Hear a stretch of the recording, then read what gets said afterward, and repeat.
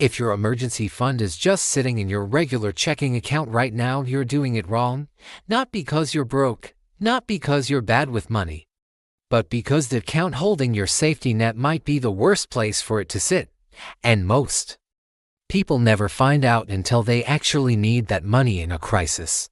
In the next few minutes, I'm going to show you exactly where your emergency fund should live, how to tell if yours is in the wrong spot right now, and the one mistake that costs people access to their own money at the worst possible moment.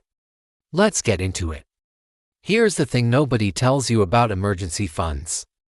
It's not just about having the money. It's about whether you can actually get to it when everything's falling apart. Picture this: your car breaks down, or you lose your job, or there's a bill you didn't see coming.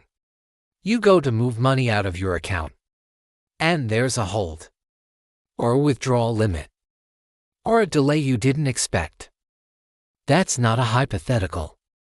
That happens to people constantly, because they pick their emergency fund location based on one thing: convenience. They just left it wherever their paycheck already goes. The problem is, checking accounts are built for spending, not for protecting. So the real question isn't, do I have an emergency fund? It's, is my money actually accessible when I need it most? Here's what an emergency fund actually needs. First, instant or near instant access.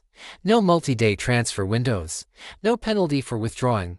Second, a separation from your spending account. This is huge, and most people skip it.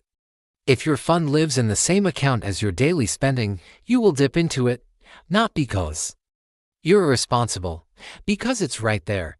Out of sight genuinely means out of temptation. Third, a protection from loss. This is non-negotiable. Your emergency fund is not the place to chase growth. Its entire job is to be there, fully intact, the day you need it. So here's the move. Open a separate account. Different bank than your everyday spending, if you can. Something you can transfer in and out of easily. Label it. Literally rename it "Do Not Touch Emergencies Only." That tiny separation matters more than people expect. Then automate a small transfer every payday, even $25. So it grows without you having to think about it. Convenience is costing you more than you think. If your fund sits with your spending money, you're not protecting it. You're just hoping you don't touch it. Hope isn't a strategy. Access speed matters more than almost anything else. A fund you can't reach in a crisis isn't an emergency fund.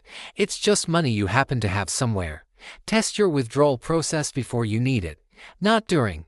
The goal is stability, not growth. This is the one account where growing the balance fast should never be the priority. Its only job is to be there, intact, when everything else goes wrong. If you're not sure whether your setup meets these 3 things, pause the video right now. Log into your account. Check how fast can you actually withdraw this money if you needed it today. If the answer is "I'm not sure," that's your sign to move it. And if this helped you rethink where your money's sitting, hit subscribe. Because next week I'm doing a breakdown that's going to save a lot of people from a mistake I see constantly. Next up, I'm breaking down buy now, pay later apps, and the hidden cost buried in the fine print. Most people never notice it until it's too late. If you've ever used an app like that, you need to watch this one.